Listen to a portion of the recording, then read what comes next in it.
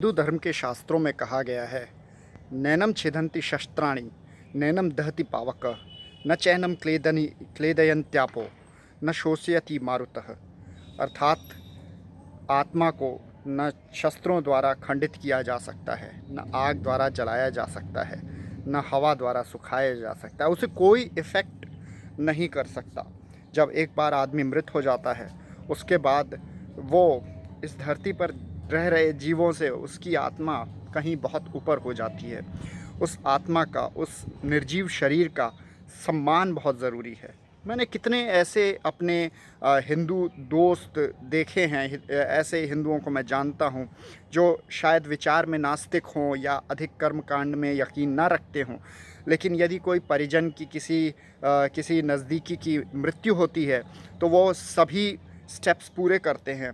और क्योंकि हर एक के दिल में ये होता है कि उनके जो परिजन थे, उनके जो क्लोज्ड वंस थे, उनको एक डिग्निफाइड आफ्टर लाइफ मिले, या फिर एक कम से कम एक डिग्निफाइड उनको अंत्येष्टि मिले, अंतिम संस्कार मिले।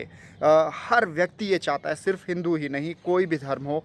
ये मानव जो शरीर है, जब वो नश्वर हो, जब वो मिट्टी हो जाता है, तो उसकी एक डिग्निफाइड डीलिंग बहुत ज़रूरी मानी गई है, अगर आप सिविलाइज्ड वर्ल्ड में रहते हैं तो।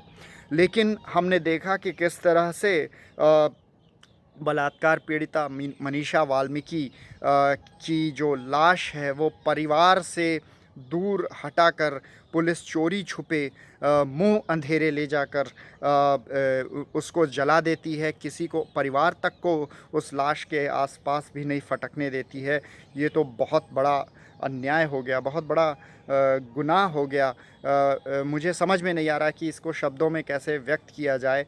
उस परिवार की सोचिए जो जो इस समय न सिर्फ अपनी बेटी को खोने के गम में, उसके अपमान, उसकी आबरू को तार तार किए जाने के गम में पीड़ित है, बल्कि वो सिस्टम, वो सरकार, वो प्रशासन, वो पुलिस जिस पर उसका भरोसा था न्याय के लिए, वही ले जाकर उसके हाथों से उसका पार्थिव शरीर छीन लेता है। उसे अंतिम बार नज़र भर के देखने तक नहीं देता, ले जाता है और रफ़ा दफ़ा कर देता है, लाश को मैं कहूँगा नष्ट कर देता है। कितनी सारी रस्में होती हैं एक हिंदू विधि से किए गए अंतिम संस्कार में।